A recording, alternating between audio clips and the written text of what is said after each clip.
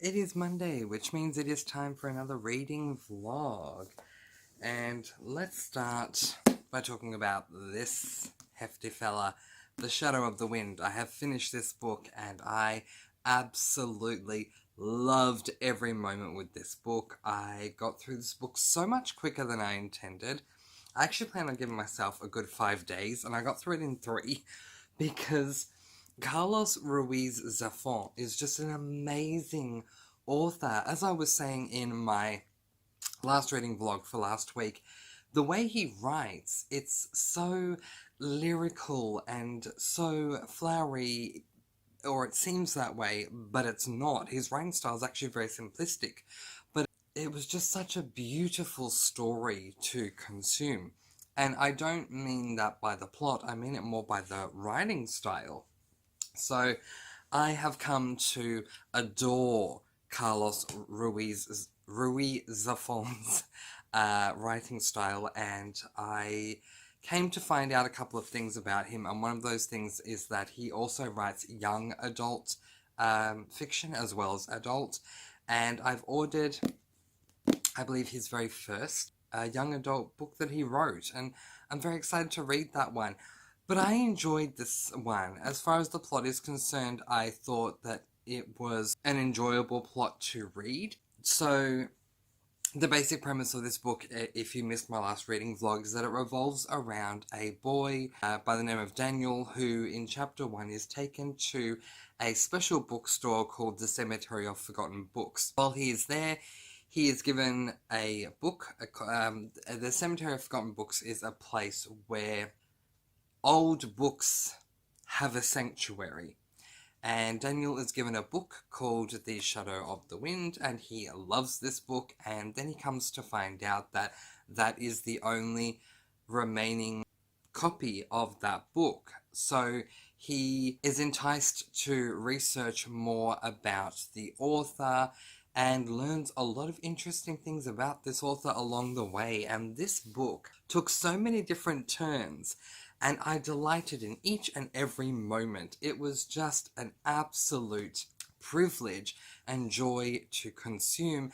And this is an adult fiction book. I'm not a fan of adult fiction, but I loved this. So massive praise to Carlos Ruiz Zafón. A book that was recommended to me by a subscriber, which is fulfilling a goal that I had in January to read 2 books by subscribers, and I will be able to complete that goal by tomorrow night because I'm halfway through The Forests of Silence, the first book in the Del Toro Quest series by Emily Rodda. Now, I did say recently that as part of my goals between October and December of 2020 that I will not begin any new series. However, this book does not break that as far as I'm concerned, because I'm looking at it as a standalone. If I love this book and I want to read the second one, I'll read it in 2021, and if I don't, then I don't. But anyway, I am halfway, which is there. This is an incredibly short novella.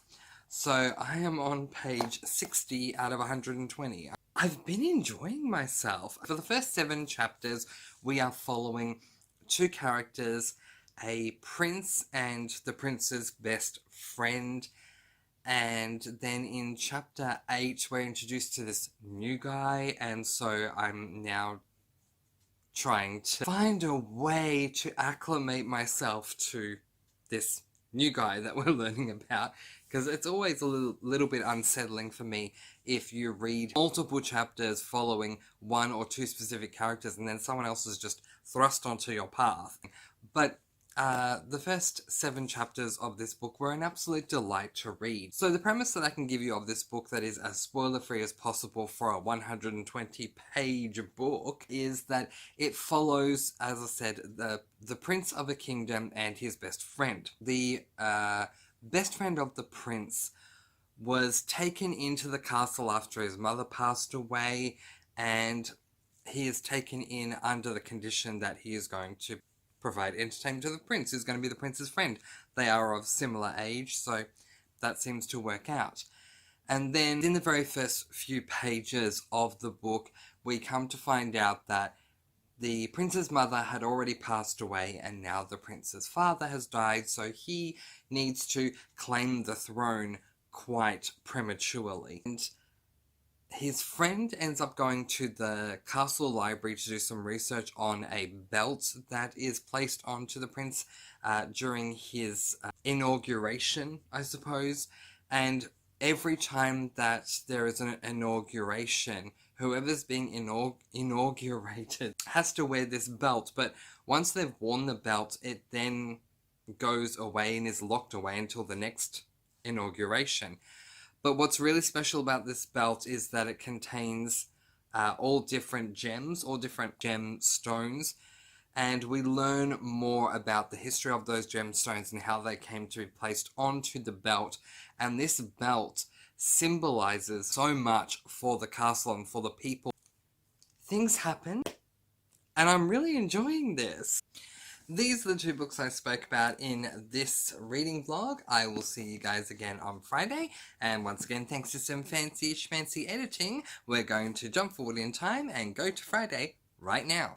I have finished the first book in the Del Toro Quest series, The Forests of Silence. I found this book to be rather refreshing. It's setting us up for the series because this belt is very important to this world. I'm not going to say why, but over the course of history, this belt has had certain gems, 7 gemstones that have been attached to it from different tribes throughout the world. Eventually, the strap of the belt is found, but all of the gems are missing. This kind of sets us up for not only part 2 of this book, and then what I believe is going to happen is that we will spend each of the rest of the books in the series looking for a stone in a different area of this world.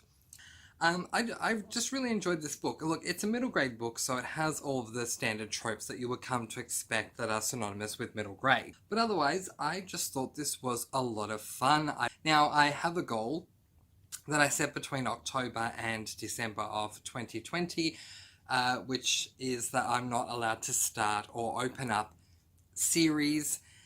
I read this book because it was recommended by a subscriber. I love it. I want to continue on with the series, but with respect to my goal, I will start book 2 in 2021. But I want to give a big thank you to the subscriber who recommended this because I really loved this. So once I finished this book, I finally, and when I say finally, I mean, oh my goodness, it has been a long time coming. I finally started The Way of Kings by Brandon Sanderson.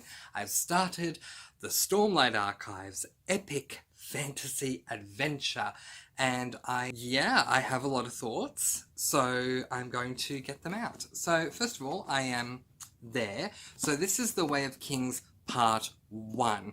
In Australia, The Way of Kings is sold as 2 separate books. I have ordered the one book bind up, which I'll put a picture of up there.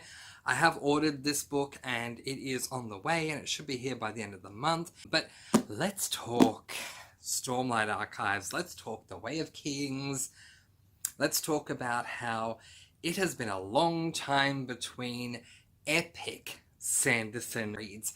And by that I mean that I've worked out today that to date, this is my 13th, can you believe it, 13th Brandon Sanderson book of 2020. And coming into 2020, I did not even know who Brandon Sanderson was.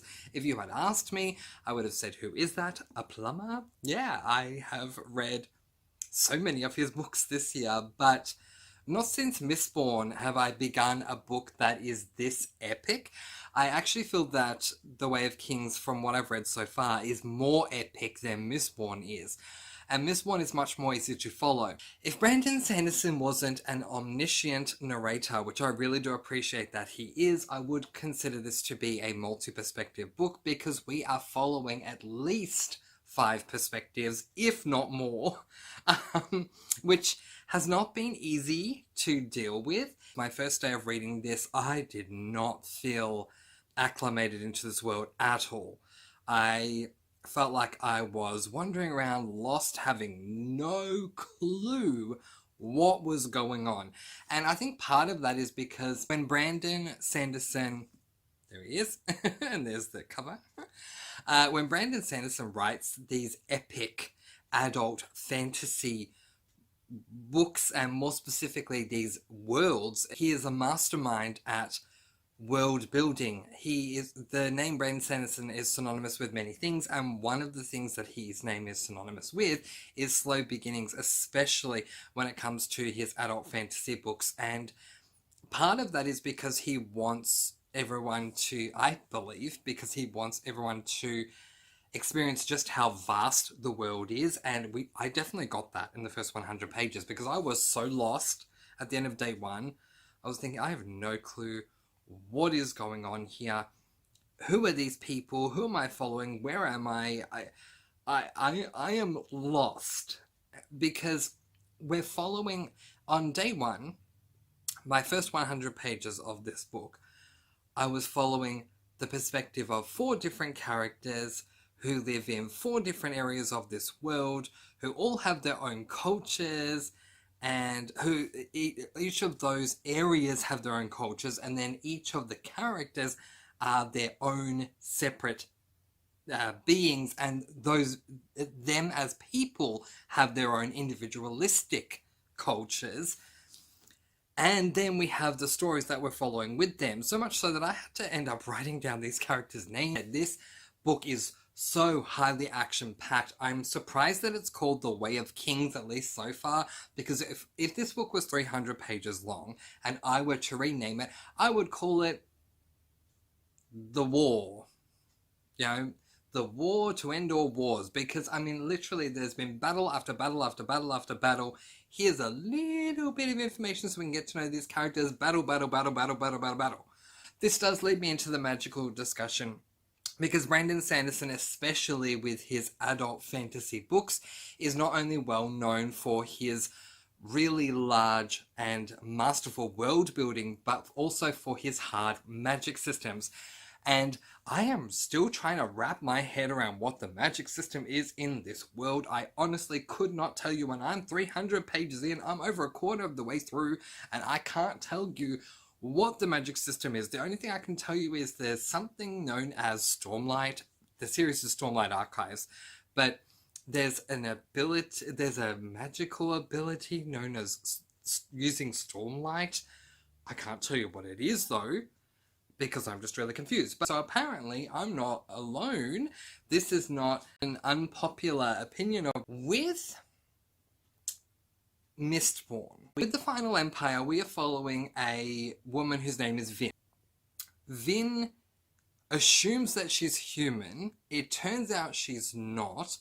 And under the wing of a mentor who has experienced the abilities that she has, she learns of the powers she has and how to use them. And because she didn't know anything, we as the readers get to experience learning this through her experiences. Not so with The Way of Kings. With the mentor in Mistborn, he will say, okay, so what you are known as is this. Okay, so now we know what kind of a being she is. And one of the abilities you have is this. And so to be able to perform this, you need to do this and this. Once you do this and this, then you will have the ability of this. So it is full on explained in a way that not only she can understand, but we can understand it really easily.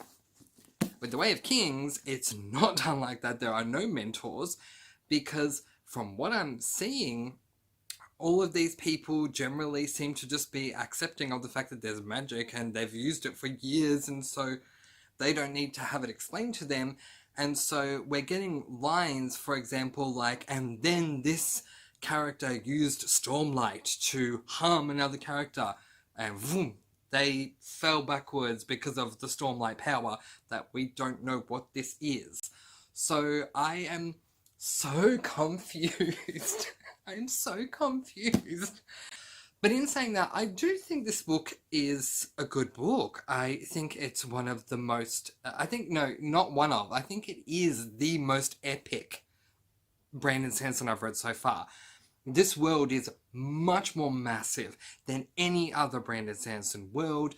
There is so much going on in so many different areas. We cover such a vast area within this world with all the different perspectives, being that Brandon Sanderson is an omniscient narrator, and that all of our characters are in all these completely different areas who have all these different cultures all throughout this world.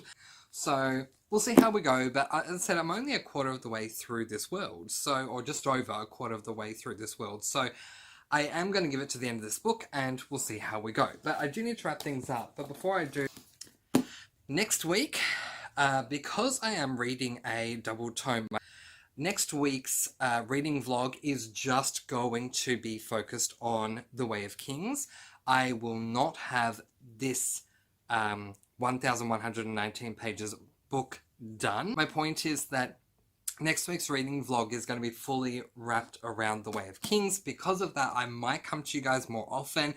I might have spoilers coming at you guys, but I won't be talking about any other books. So I just wanted to give you that heads up that I'm going to be fully focused on trying to wrap my head around this massive, massive, massive world. In the meantime, these are the two books that I referred to in this week's reading vlog. I'm going to leave that there and let you guys go. Peace, blessings, and so much love. I post videos every Tuesday, Thursday, Saturday, and Sunday, and I'll see you again next week where we talk more Way of Kings. Mwah! Happy reading. Bye, guys. Bye.